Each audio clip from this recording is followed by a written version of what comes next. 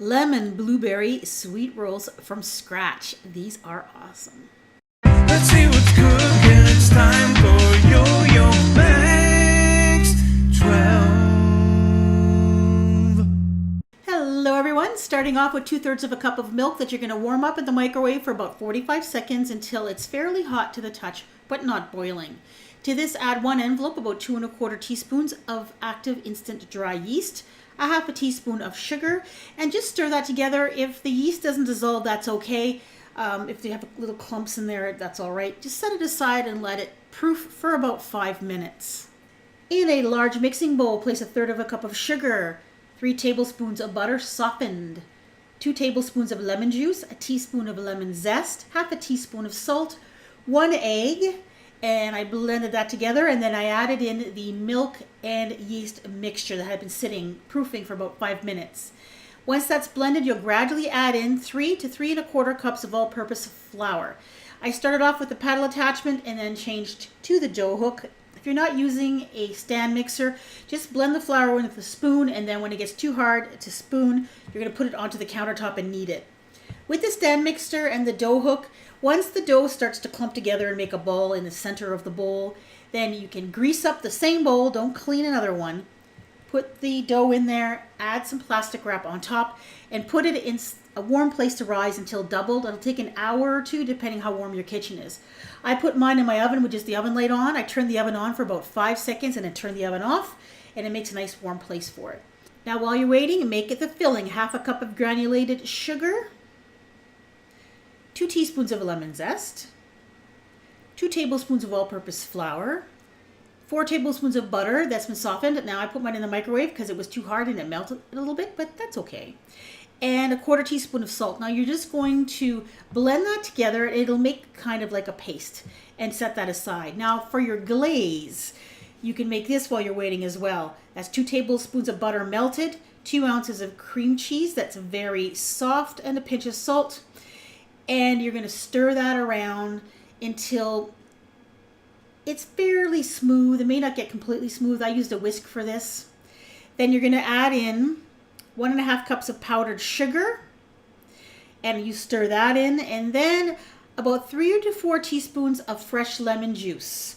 Just enough lemon juice to make it a spreadable or a pourable consistency, depending on what you want. Here is the dough. Mine took about an hour and a half to rise until doubled.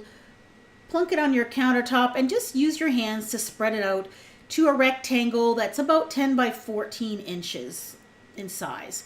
If it's not a perfect rectangle, that's okay. Then take that filling that we made, spread it around the top of the dough until it's evenly distributed. Now it's time to sprinkle on your blueberries. You can use fresh blueberries if you want. I used frozen blueberries that I had frozen from last year, and I was trying to use them up because we're picking more blueberries this summer. I used 2 cups of frozen blueberries that were thawed and drained. Sprinkle them evenly over the top of the filling, and now it's time to roll it up. You're going to roll it up from the long end, and when you're rolling, just keep tucking the blueberries in as you go, because they're going to want to kind of squish ahead and they're all going to roll out. So just keep rolling. You might have to capture some wild stray blueberries and throw them back in as you're rolling. And when it's all rolled up, you're going to pinch all the seams together just to make a seal. So I kind of turned it, pinched it a little bit, pinched the ends, and I kind of turned it so that the seam was seam side up, so it was easier for me to pinch the seams.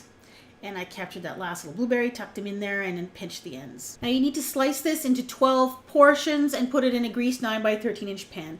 Now the best way to do this, in my opinion, is to use just plain old dental floss.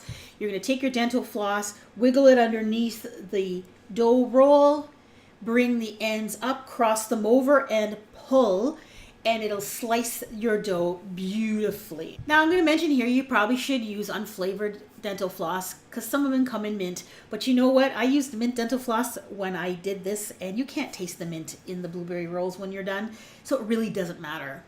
So there we go, slicing them up, and I kind of marked the roll just with a knife before, just to show where the 12 rolls would be, just to give you an idea.